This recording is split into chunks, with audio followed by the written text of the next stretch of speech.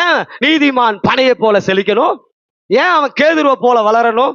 தாவீது ராஜா ஒவ்வொரு நாளும் வனாந்தரத்துல ஓடுன மனுஷன் பாருங்களேன். வனாந்தரத்துல ஓடும் போது நான் சொல்லுவேன், அந்த வனாந்தரத்தின் பாதை, அந்த பாலைவனத்துல ஒரு மரம் இருக்காது, அங்க ஒரு மரம் இருக்கும். அந்த மரத்தோட பேரு பேரீச்சை பனைமரம்.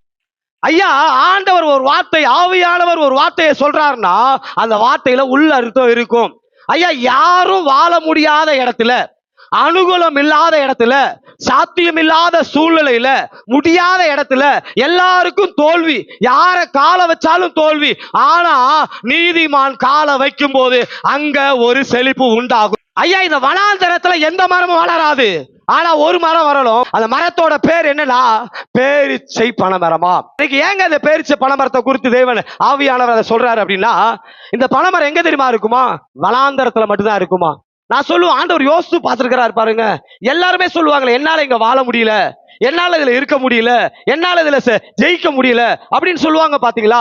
அந்த இடத்துல இருந்து கூட கர்த்தர் உன்னை ஜெயிக்க வைப்பார். நான் விசுவாசிக்கிறேன். கர்த்தர் உன்னை நீதிமானாய் வைத்திருக்கிறார். இந்த பனைமரம், அதாவது இந்த பேரீச்சை பனைமரத்தை நான் கொஞ்சம் உள்ள பார்க்கும்போது, இது வளர்றதுக்கு தண்ணி வேண்டாம்.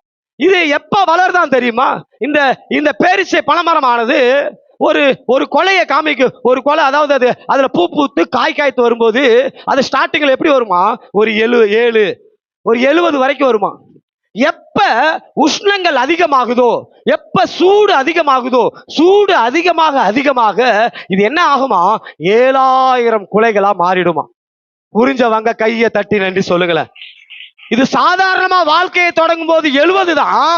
ஆனா சூடு அதிகமாக இது 7000 கொலைகளாக மாறிடுமா. நான் சொல்லுவேன், உபத்திரவம் வர வர, போராட்டம் வர வர, நெருக்கம் வர வர, பலவீனம் வர வர, நான் சொல்லுவேன், நீ சாதாரணமா பெருக மாட்ட. கர்த்தர் உன் தலையை பெருக பண்ணுவார்.